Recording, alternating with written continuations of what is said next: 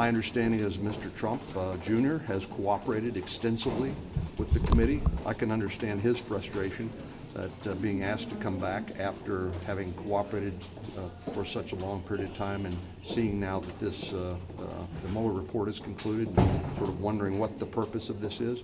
I'm going to talk to the chairman and the committee members about what we need to do to wrap up our investigation.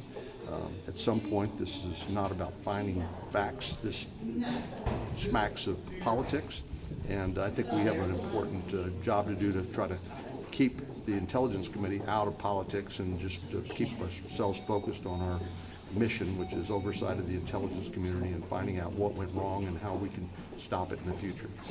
My concern is that there is troubling evidence that suggests that Donald Trump Jr., and this is public, troubling public evidence, he hasn't been truthful about the family's involvement with business in Russia, particularly the Moscow Tower.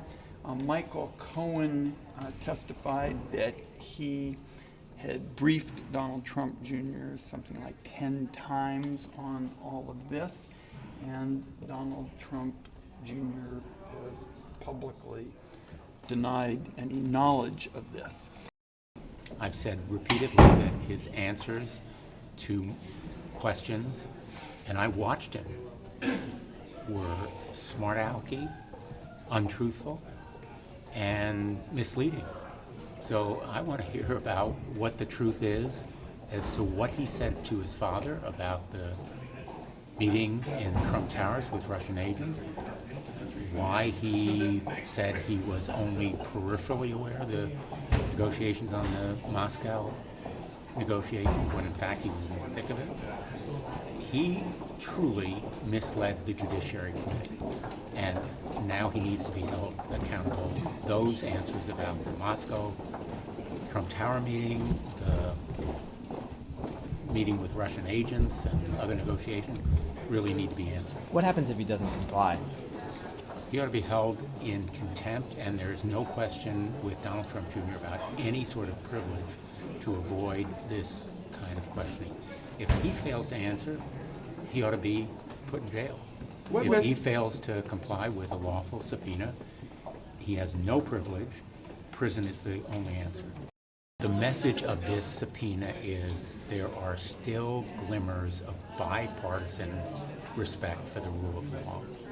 President Trump has done everything possible to demonstrate his degrading disrespect for the Constitution of the United States. This effort by the Senate Intelligence Committee to preserve the rule of law is a real glimmer of hope in an otherwise autocratic and imperial presidency. I think it's a striking development that the Senate Intelligence Committee, on a bipartisan basis, has issued a subpoena to Donald Trump Jr. He testified both in front of the Senate Intelligence Committee and the Senate Judiciary Committee, and my hunch is that details now public through the Mueller report make it clear he wasn't truthful. That's ultimately going to be up to the Senate Intelligence Committee to determine, but I think this is one of many reminders that this is not case closed.